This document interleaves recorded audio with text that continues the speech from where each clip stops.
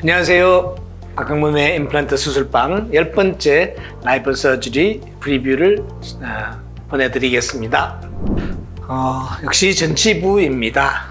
네, 23번이 문제인데요. 사실 23번은 K9이다 보니까 엔간하면 세이브 하려고 사실 루트 크라운 랭스닝을 실시를 했던 케이스입니다.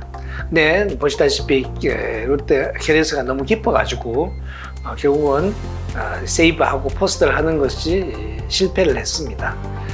그래서 환자분과 이제 의논을 해서 어차피 이제 10번대가 다 임플란트이기 때문에 내가 차라리 21번을 희생시키고 21번에서 23번 이 두 개의 임플란트를 하면서 브릿지를 하시자고 합의가 된 상태입니다. 자, 여기서 이제 엑스레이를 보시면 이게 루트가 상당히 캐리어스가 깊죠. 거의 본 마진까지 내려가서 크라운 랜싱을 했음에도 불구하고 다시 자라오르는 바람에 실패했습니다.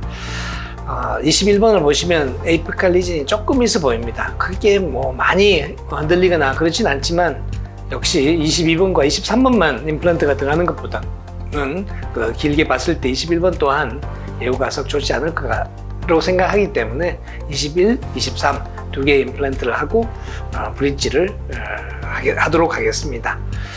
네, 여기에서 이제 CBCT를 보시면 루트의 포지션이 문제이죠. K9의 포지션을 보시면 아주 티피컬한 조셉 칸의 클래스 1입니다. 그렇죠? 완전히 라비알 쪽으로 완전히 치우쳐서 만일에 이 치아를 완전히 발치를 하게 되면 아주 라비알 본은 틴 라비알 본은 완전히 흡수가 돼 버리겠죠. 그래서 아주 빠른 시간 내에 라비알 본의 컨투어의 콜랩스가 예상되는 케이스입니다.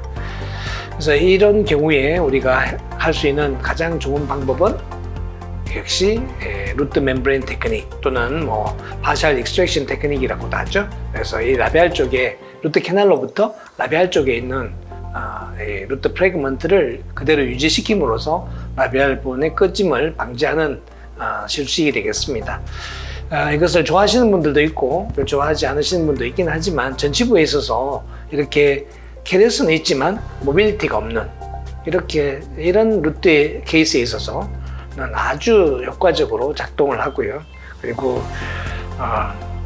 어떤 GBR 테크닉보다도 사실은 그 리치 컨트롤을 잘 유지하는 거라고 생각합니다.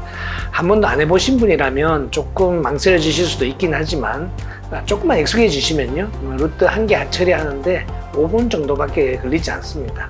근데 우리가 리지를 제대로 모양을 만들기 위해서 이렇게 GBR을 하고 이렇게 그런 수식을 하게 되면 뭐 재료 같은 비용도 비용이지만 아무리 우리가 오그멘테이션을 한다 하더라도 그것이 원래 환자분이 갖고 있는 그 리지 컨투어만큼은 절대 못 하거든요.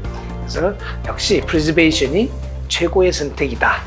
그래서 이번 10번째 라이브 서저리에서는 K9과 또 함께 그 센트럴 인사이저 이 두 개의 치아에 대해서 루트 멤브레인 테크닉과 동시에 임플란트를 식립하고 템포러리제이션까지 할 수 있도록 준비를 해보도록 하겠습니다. 그래서 아주 재밌는 케이스가 될 겁니다. 함께 해주시면 감사하겠습니다.